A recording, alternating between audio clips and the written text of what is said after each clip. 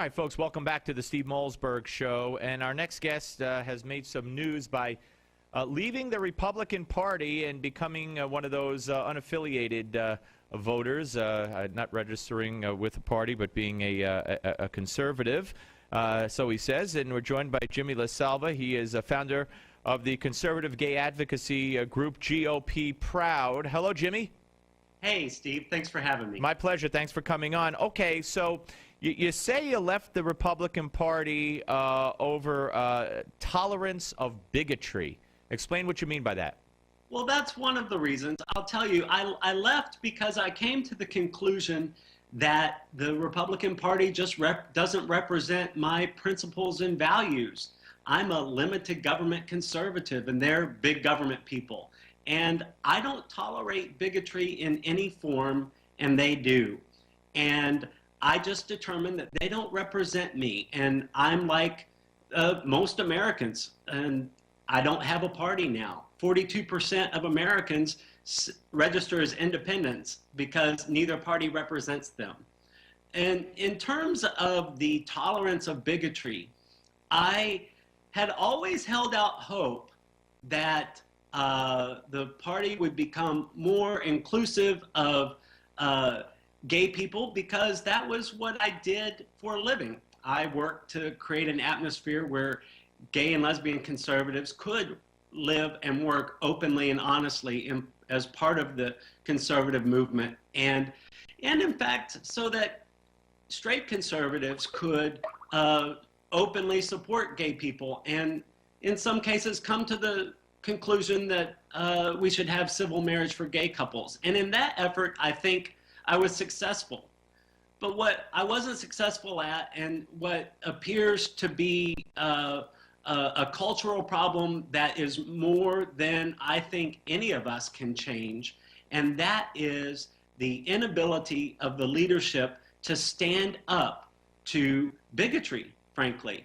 Well, why don't you give me an example? Because I'm confused. If you say that you've succeeded in bringing acceptance for civil unions, you say civil marriage. I've never heard that one before. There's usually either civil unions or marriage. But if that satisfied you, no, I'm just curious also as to what you mean by, you keep saying the bigotry, and now you're saying the leaders won't stand up to the bigotry. What are you talking about? Give me a specific. I will give you a lot of examples, and it became clear to me that the anti-gay forces, and there's an industry in Washington, and they're a sliver of the Republican Party, hardly any people, but there's an industry in Washington that makes their living demonizing gay people. And the leaders of the party are paralyzed with fear of backlash from them. So, for instance, when Mitt Romney hired a gay guy to be his foreign policy spokesman, that guy was drummed out of the campaign, and Mitt Romney couldn't bring himself to stand up to the anti-gay forces who were criticizing him. There were lots of examples of the Romney campaign being paralyzed with fear from them. I mean, they couldn't even send a surrogate to the party that I sponsored, GOProud sponsored last year at the convention, for fear of backlash from the anti-gay forces. But after the election, I thought people had realized that that's a mistake, that we need to show that we are in touch with life in America in 2014, or in 2013. But I haven't seen that, and I've seen lots of examples. Most recently, a Republican National Committee member who has made many, many anti-gay statements, and recently an anti-Muslim screed on his Facebook page, and nobody says a word. When a congressman doesn't want the NRCC to fund gay candidates, the speaker can bring himself to say, we're going to fund the gay candidates, but he can't bring himself to say that that guy's wrong. And there's a big difference between tolerating bigotry and denouncing well, let me ask you, and we're talking to Jimmy LaSalvia, and I know you didn't go join the Democratic Party, no. But how about the intolerance on the left? How about the intolerance of the radical gay groups who have no tolerance for Christians, have no tolerance for religious people, and it's funny to me that they demand tolerance and they demand total acceptance, yet they show no tolerance for anyone else's point of view. Do you have a problem with that? Well, I absolutely have a problem with that. And the truth is, my values don't tolerate bigotry. And that's why I'm not a member of either party. But let me just say one thing.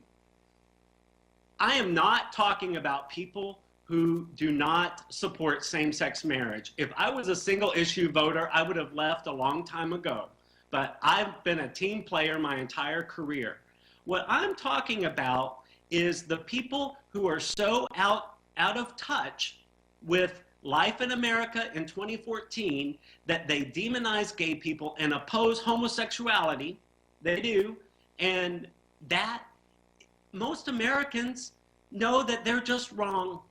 And they're reminded every time a Republican stands up and spews anti-gay venom and he's not denounced, then all that does is remind America that they're wrong, and that that's what they think about their gay family and friends, because everyone in America has a gay person in their life.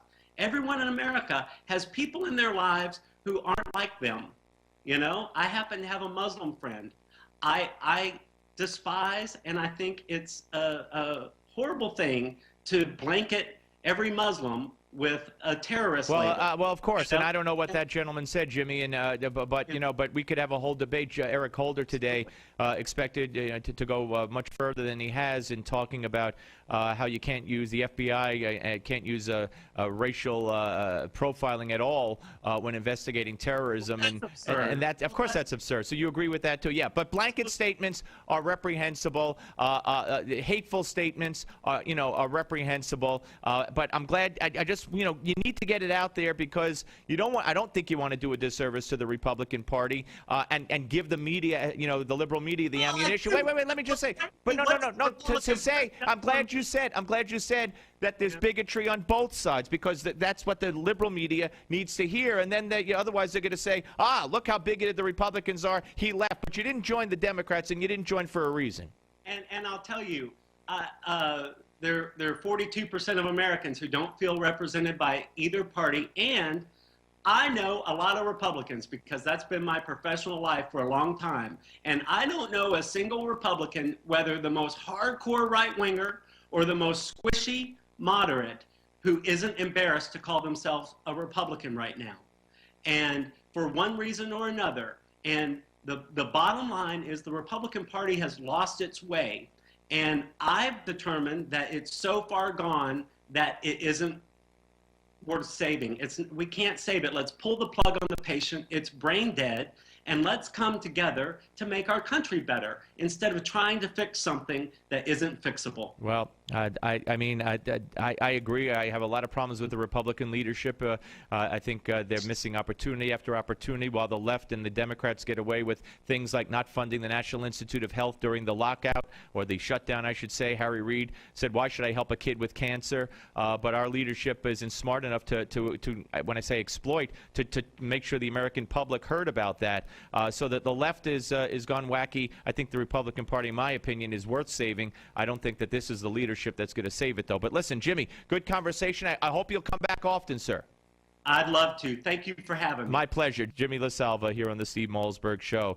All right, very interesting. And that takes us to the top of the hour, folks. When we come back next hour, we got Joe Concha, we got Paul Callan, we got Steve Emerson. Ann Coulter is still ahead in the show, Congressman Peter King. So don't go away. Steve Malzberg Show right here on Newsmax TV and radio. The Steve Malzberg